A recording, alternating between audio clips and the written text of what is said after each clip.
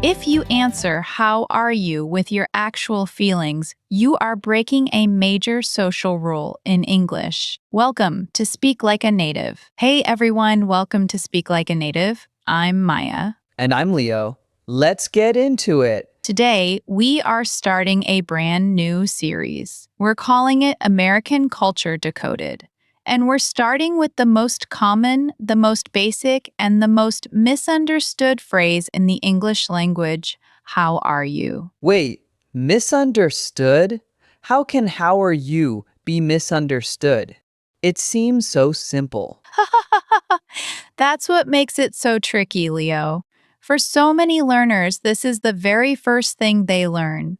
Hello, how are you? I am fine, thank you. And you? It's in every textbook. But in real life, in the wild, on the street, in a coffee shop, that textbook answer can actually make you sound a little bit robotic. A little bit like you're not really connecting. Okay, you've got my attention. So what's the big secret? The secret is this: how are you is very rarely a real question about your health or your emotional state.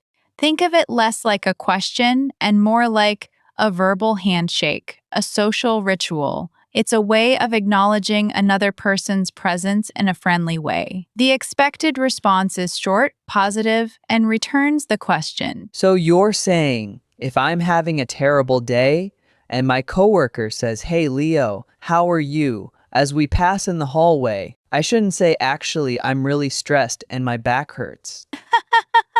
Exactly. If you do that, you will see a look of panic flash across their face.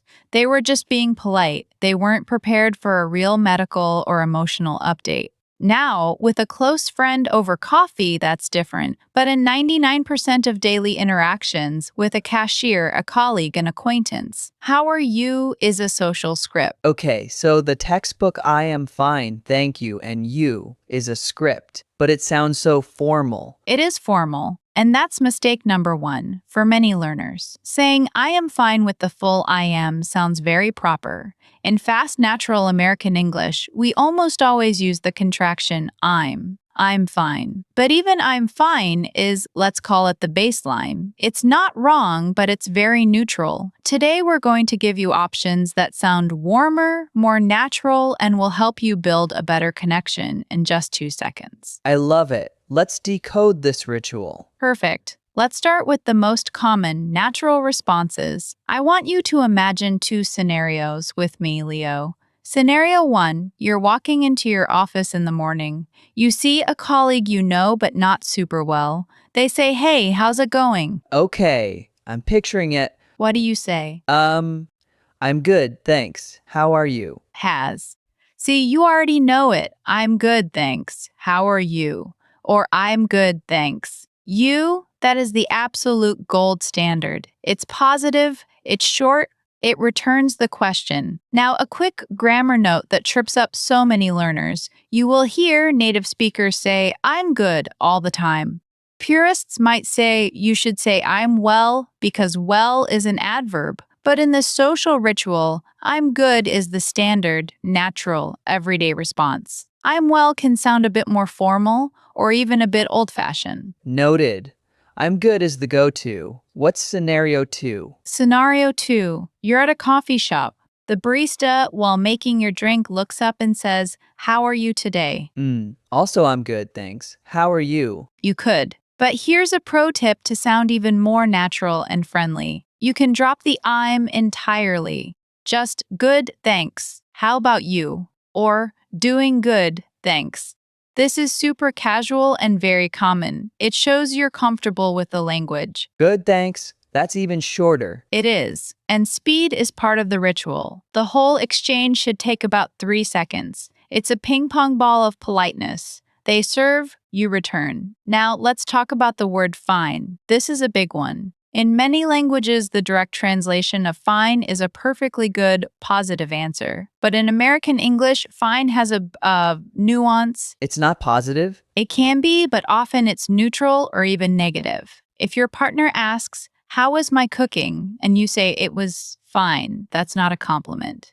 It means it was just okay, nothing special. In answer to how are you, saying I'm fine can sometimes sound like you're not great, but you don't want to talk about it. It can be a polite way of saying I'm not good. So for a simple, friendly greeting, good is warmer and more positive than fine. Wow, I probably said I'm fine 1,000 times. Most learners have. And it's not a disaster. People will understand you. But swapping it for good is an instant upgrade. Now, let's get into some common mistakes from different language backgrounds because this is fascinating. For example, many Spanish speakers might directly translate "Gozías" and give a real, longer answer because in many Spanish-speaking cultures, it's more common to give a genuine, brief update. An Arabic speaker might default to a very formal, textbook perfect, "I am fine, thank you." And you? Because that's how they learned it. And many East Asian language speakers might simply answer the question and stop, forgetting to return the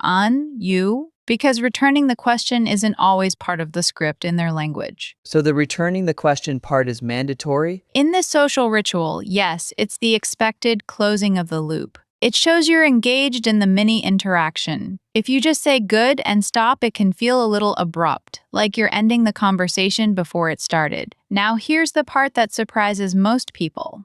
There's an answer that is incredibly common in textbooks around the world that you almost never hear in real American conversation. What is it? I'm fine, thank you. And you? We talked about fine. But the whole structure is just too complete. It sounds like a recorded message. In real life, we mix it up. We say good, you, or not too bad, or hanging in there. We use contractions. We drop words. It's messy and fast. Okay, so give me the list. What are the top natural responses? Here are your go-to answers, from most common to more specific. And you would still return the question after hanging in there? Usually, yes. Hanging in there. How about you? It keeps the flow. This is making so much sense. It's like learning the secret password. It really is. And knowing this password unlocks a feeling of confidence. You're not overthinking a simple greeting. You're participating in the culture. Now, let's practice. I'm gonna be different people and you answer naturally. Leo, ready? Ready.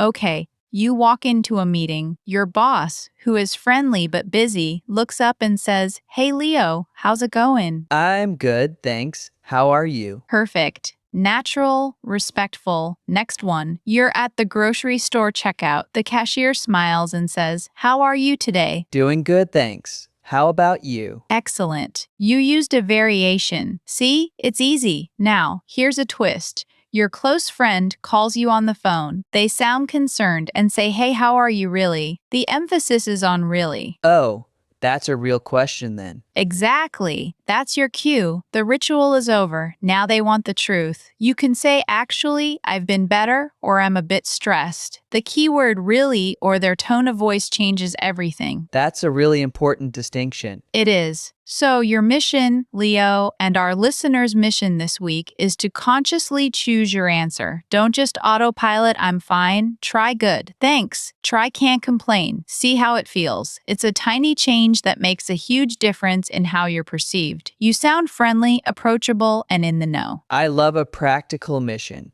I'm gonna try, not too bad. I like the sound of that. Great choice. So, to wrap it all up in one single, memorable sentence you can repeat to yourself, today's rule is treat "how are you" as a greeting, not an inquiry. Your job is to be briefly positive and return the question. Greeting, not inquiry. Got it. If you want more of these cultural decodes and natural phrases, make sure you're subscribed to Speak Like a Native. We drop new episodes every day to help you sound more natural, more confident, and less like a textbook.